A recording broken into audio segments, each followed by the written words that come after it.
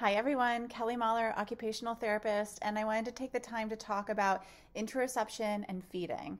This is a commonly asked question that we hear. What is the connection between interoception and feeding? And more specifically, people ask, what is the connection between interoception and ARFID, or avoidant restrictive food intake disorder? And again, another great question. So let's talk more about this. So first, let's just talk generally about the connection between interoception and feeding. We know that interoception is a sense within all of our bodies. It's giving us information about how our body feels and what is the condition of our body. So if we think about that in the context of feeding, interoception for some people can provide us with information about when our body needs food, or when our body needs fuel and energy, or when our body needs hydration. So interoception can let us know when we're hungry, when we're thirsty, when we're full, etc.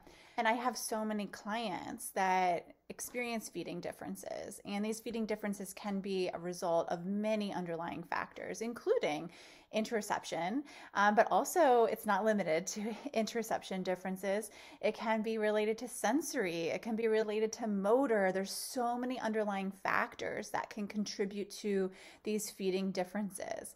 And the result is that many times food can feel unsafe to the body. So food can make, or certain foods can make a person's body feel interoceptively unsafe, under threat, in the presence of certain foods, or even with the thought of a certain food, or a texture, or temperature, or smell, etc. And when we think about commonly used feeding approaches or supports, especially the supports that are more antiquated, they're rooted in compliance-based methods, where we are trying to use some form of external control, external reinforcement to convince a person to try a new food.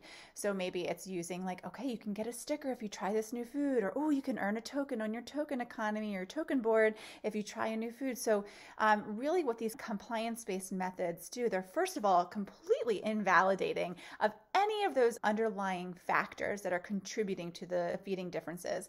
They're completely invalidating to the concept that food feels interoceptively unsafe to a person's body. It does not take any of that into account.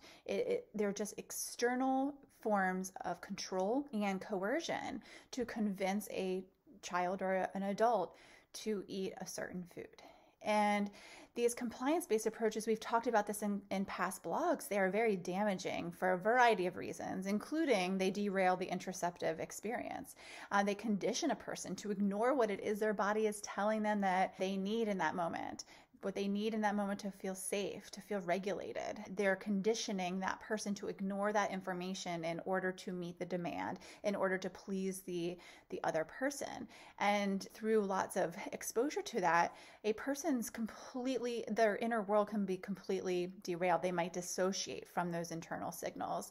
Those internal signals might become very confusing. They might start to mask those internal signals just to survive. So it really derails the interoceptive awareness. These compliance approaches to feeding are very traumatizing. And we know that trauma also affects the interoceptive experience. We also know that there's so many messages out there about the way the body should feel. Like anger should feel this way in your body. Hunger should feel this way in your body. Thirst should feel this way in your body. And what we know now through interoception science is that there's no single footprint of an emotion.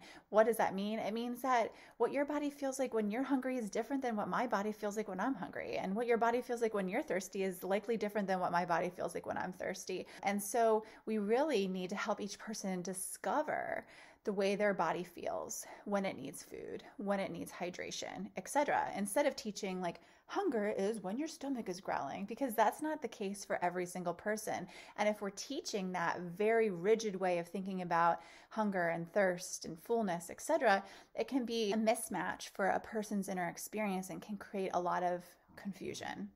So what can we do instead? Curiosity is key. Let's get deep. Let's figure out those underlying factors. What are the factors that are contributing to the feeding differences? Is it sensory? Is it motor? Is it interoception? There's so many different possibilities. How do we address those underlying factors? How do we support those underlying factors? How do we help a person to feel safe surrounding the activity of eating so that they can start to make gains in this area. Curiosity is key. And we are doing a course all about interoception and feeding. And I'm going to be joined by my friend Noreen Hunani, and she's a registered dietitian, by the way, and she's brilliant. Her work is brilliant, and she's going to be joining me in this course. We're going to be talking all about interoception and feeding and how to use respectful approaches that nurture a person's inner safety. And so I hope you'll join us in learning much more about this topic in that course. Until next time.